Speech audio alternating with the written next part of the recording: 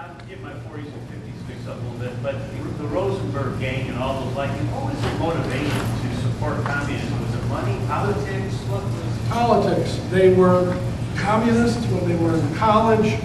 They stayed committed communists through their employment years and converted that to activism. So even the universities were being infiltrated back then? All the way back then. That's when it started. Okay, thank you. Make it a question. Rosenberg attended CCNY, City College of New York. And in 1938, you had different student groups, different outgroups. You had the Stalinist students, and then you had the Trotskyite students.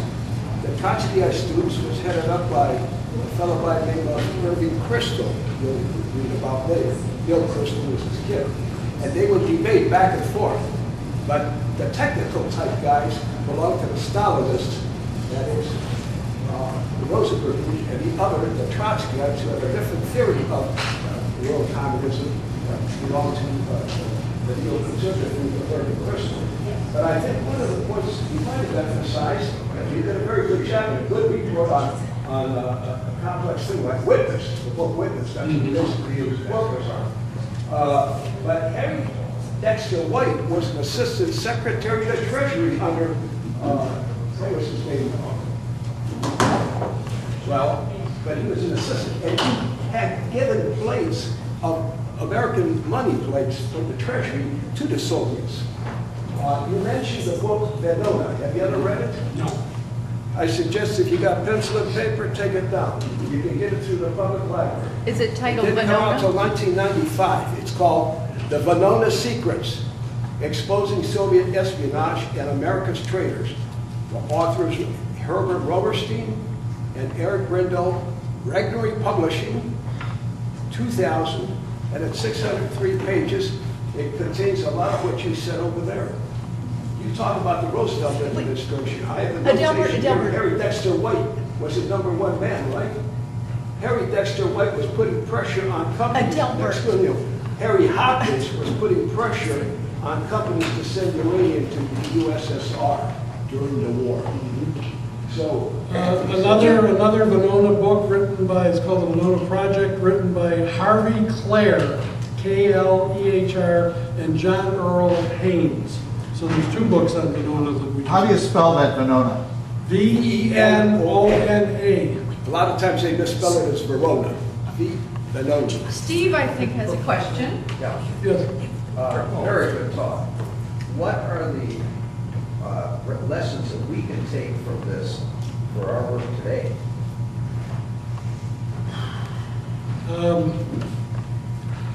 One is the story that we already know, or the axiom, if you repeat something long enough, it becomes true, whether it's true or not. I think the second one is so fundamental. Get the facts, don't listen to the media, make your decision.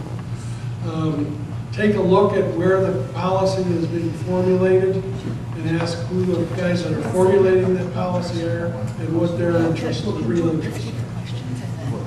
Yes, ma'am. Isn't it, I know it's this administration that, what's his name, Green? He was a known communist socialist that was in the administration. I can't remember the capacity, but I believe it was because of the press that he was getting from Glenn Beck, accusing of that. And knowingly, they had videotapes on television during some of his private speaking engagements that he admitted he was socialist/communist. That he gave up stuff, and Jones there. So, I mean, it's in this administration, we have more than one communist right now. I don't disagree with that. Other questions? I'm sorry, Bill had a comment. Well, I have a couple of comments, if it's all right. Just adding to what you said, and I thank you for your presentation because it was very good. But I just wanted to make the Roosevelt administration, and I'm a historian also, the Roosevelt administration was infested with communists. I mean, they talked about 200. I think there were thousands. And I've read Witness twice. It's a book. It's pretty thick and it's very involved, and you almost have to read it twice to get anything out of it. What's the time period that covers? That's by Whittaker Chambers, and it's his explanation of why he did what he did. And part part of what he did in his book was partially because of religion. He realized that what the communists were doing was bad. It's interesting to know, and I'll come back to that in a minute, but it's interesting to know that when Harry Truman went over to Potsdam, and he's meeting with Stalin and Churchill, and he tells Stalin about, we've got this atomic bomb, the war's going to end. There's hardly any reaction from Stalin. And this is really confusing to Truman. Well, Truman already knew everything. In fact, the Russians were already working on their own bomb. But going Bill back... Bennett mentions that too in his book. Pardon? Bill Bennett mentions that in his book. Okay. Also, Whittaker Chambers, and I think this is when you said what's pertinent to today, is Whittaker Chambers in one part of the book says something basically that he wondered how communists could be getting along so well with everything that was going on in the Roosevelt administration. And he finally concluded that the problem was that most of the administration people were progressives. And in reality, the two are almost the same. Progressivism and communism is so close that they couldn't differentiate themselves from anything else. So they all kind of fit in together. I thought that was always and that's kind of what's going on today also. But well, I'll let it go with that. But Some more comments. I find it very interesting. I find a lot what you say is based well, on my research. what he does is what Whittaker Chambers does is he goes, this is in the book, he goes to somebody, he wanted to meet with Roosevelt. He does meet with Roosevelt. No, he does not. He wanted to. And he couldn't get through to him. But he did get through to Beale, who was one of the brain trust people. And he did get through to him.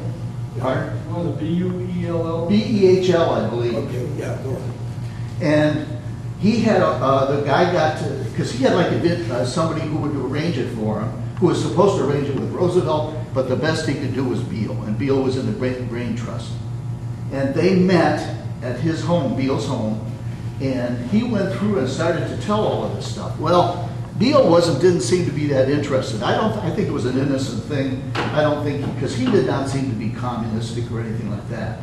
But he went to see him and told all of that stuff about what was going on. But that kind of got buried, and that's part of the stuff that you were talking about. I think Beale did go to Roosevelt, and Roosevelt kind of just poo-pooed it. Okay, that's not in the book. If I'm, maybe I'm mistaken because that's a big book, but as I recall, he did, maybe they never really knew whether Roosevelt found out about it. Well, what I read, I think Roosevelt just shrugged his shoulders and said so. And that could very well be, but there was nothing ever done about it. That's certainly true.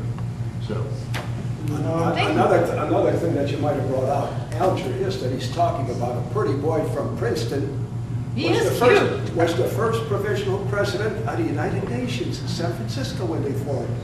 Alger Hiss. And he denied all the denials, but when the Soviet KGB documents were opened up in 1989, 1990, Alger Hiss was vindicated. His name wasn't there. But you know where it was? In the files of the GRU, which is military intelligence. And he was even had a colonelcy, Soviet colonelcy. Wait. Albert. the other thing I might say about... I just need clarification. You're saying that Alger Hiss, in fact, it was confirmed that he was communist in the communist military records? Yes. Okay. Also, from the records that they found in the Soviet Union after the Berlin Wall, clearly show that the Rosenbergs were. I think if there's any question about